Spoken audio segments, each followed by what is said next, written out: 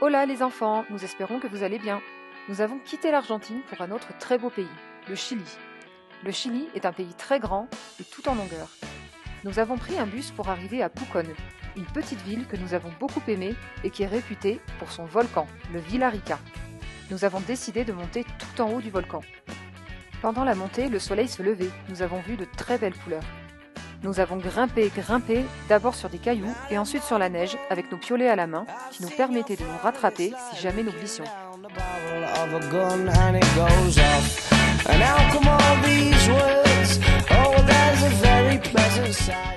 Puis nous avons atteint le sommet du volcan. C'est magnifique. Regardez la vue de là-haut. On en a profité pour faire une petite vidéo rien que pour vous. Hola les enfants, comment ça va? Voilà. Alors ça y est, là on est arrivé au Chili depuis hier et là on est devant un volcan. On est monté tout en haut du volcan et là on peut voir l'intérieur avec la fumée qui s'en échappe. Le cratère est immense. Il mesure 200 mètres de diamètre, soit l'équivalent de 4 terrains de foot. Le volcan fait de gros bruits et crache de la fumée.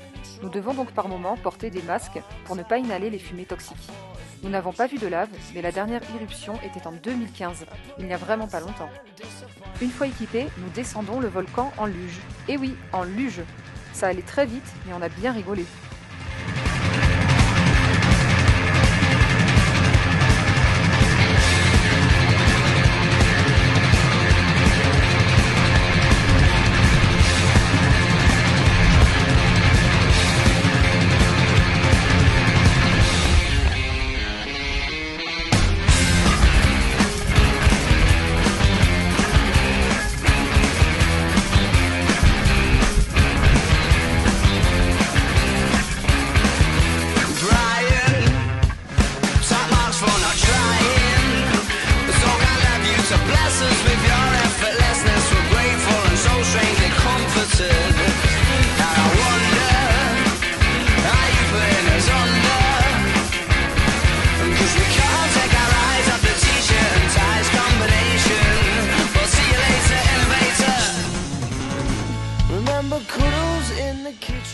Alors que nous étions dans la neige, 1 heure après, nous sommes au bord du lac, les pieds dans l'eau. Nous rejoignons ensuite Santiago, la capitale du Chili. À Santiago, il y a 1/3 de la population du Chili. C'est énorme et cela signifie que dans certaines régions du Chili, il n'y a aucun habitant. Nous sommes allés voir le Cerro San Cristobal, tout en haut de la montagne. Durant la période coloniale, cette petite montagne servait de point de repère pour se diriger vers Santiago, San Cristobal étant le saint patron des voyageurs. De cette hauteur, nous avons une vue imprenable sur Santiago, mais malheureusement, comme vous le voyez, c'est une ville très polluée. Regardez cette grande tour, elle a été construite en 2014 et c'est la plus grande tour d'Amérique latine. Nous sommes accueillis chez Balou et profitons de la piscine pour nous reposer.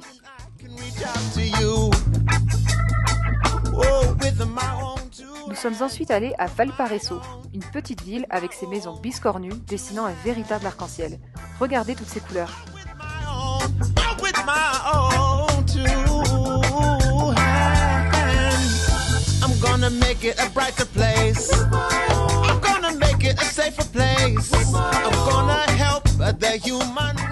Et nous y avons mangé d'excellentes spécialités chiliennes. Puis direction La Serena, une jolie petite ville réputée pour la pointe de Choros, un lieu préservé où se trouvent des animaux marins. Nous avons pris le bateau avec de jolis gilets de sauvetage et nous sommes allés sur l'île Damas et ses cactus. Les paysages ressemblent beaucoup à la Bretagne. Regardez, il y a même les mouettes. Puis nous sommes passés devant l'île Choros. Il est interdit de marcher dessus. Nous avons vu une colonie de pingouins et aussi des cormorans, ces oiseaux aux pattes rouges et au bec orange.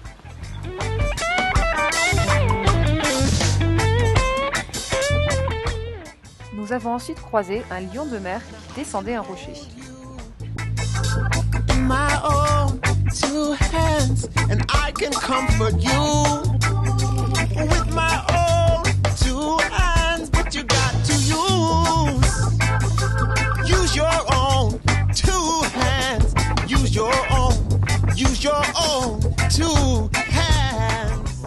Puis, un énorme éléphant de mer échoué sur la plage en train de dormir.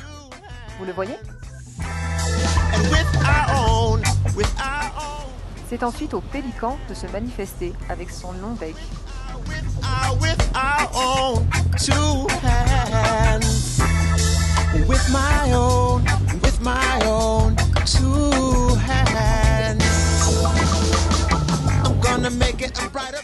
Et pour finir, nous avons vu une famille de lions de mer qui faisait une petite sieste. Chut.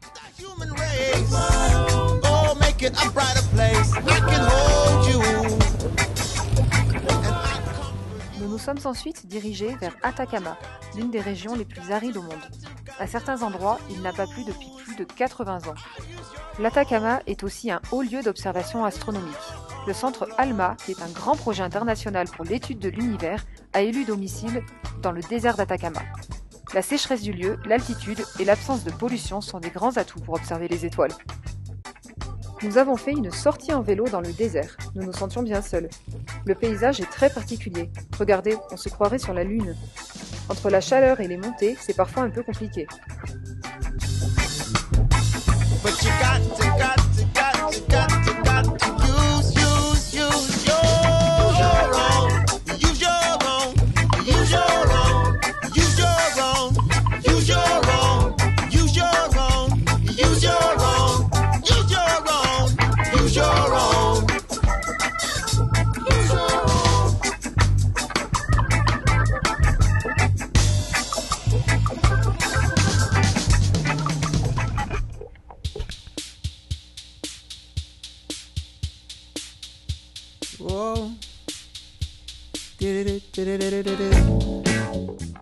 Ouf, un peu de repos dans le joli village de San Pedro de Atacama. Le lendemain, nous sommes allés dans le Salar d'Atacama. C'est un désert entouré de montagnes et qui n'est constitué que de sel, de quoi cuisiner toute la vie. Regardez. Mais pourquoi y a-t-il autant de sel dans le désert d'Atacama? Au Brésil, où il fait chaud, les nuages se chargent en eau avec l'océan Atlantique. Avec le vent, ces nuages se dirigent ensuite vers la Bolivie, où il va pleuvoir. Regardons de plus près ce qui se passe dans le Salar. L'eau de pluie s'infiltre dans les nappes phréatiques et va alors se gorger de sel et se retrouver finalement au Chili. Le Salar d'Atacama est en fait une cuvette entre les montagnes. Avec la chaleur, l'eau s'évapore, mais le sel, lui, reste. Ce simple cycle dure 200 ans.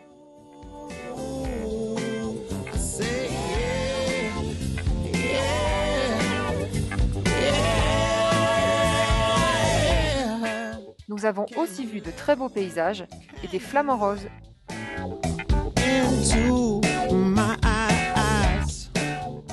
Ensuite, nous sommes allés aux yeux du Salar. Ce sont 2 grands trous d'eau dans le sol. Raphaël en a profité pour se baigner et faire de grands plongeons.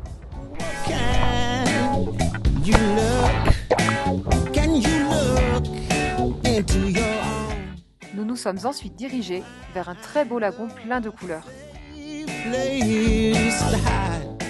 Et nous avons assisté à un magnifique coucher de soleil. Le lendemain, nous avons visité un joli village typiquement chilien. Nous y avons vu un métier à tisser utilisé pour confectionner des vêtements et des couvertures en poils de lama. Et oui, les lamas se font toiletter 2 fois par an et leur laine sert à confectionner de quoi se réchauffer. Et nous avons croisé un lama très fier ainsi que ses amis les moutons. Regardez, nous avons traversé le tropique du Capricorne. Il existe en effet l'équateur qui sépare la Terre en 2. Dans l'hémisphère sud se trouve le tropique du Capricorne et dans l'hémisphère nord, le tropique du Cancer. Nous avons ensuite vu 2 magnifiques lagunes particulièrement impressionnantes. Ils sont formés par des volcans explosifs. Le volcan Maniques a explosé il y a longtemps. Son nom signifie d'ailleurs sans tête, car la pointe du volcan a explosé.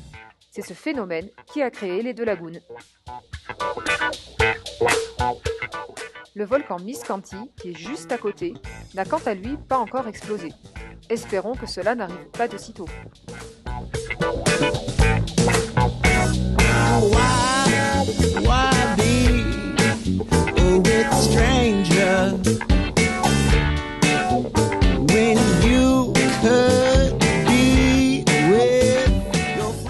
Une famille de vigognes. Mais nous étions fatigués, donc voici ce que nous avons retenu de l'explication sur leur mode de vie. Quels sont les plats typiques du Chili? Le cazuela, qui est une soupe de légumes servie en entrée. Le choupé des mariscos, qui est un gratin de fruits de mer avec de la mie de pain, des oignons et des œufs durs. La pastel des choclos, qui est comme un hachis parmentier couvert d'une purée de maïs. Et le charquican, qui est un ragoût de pommes de terre. Nous vous disons à très bientôt avec de nouvelles aventures en Bolivie cette fois.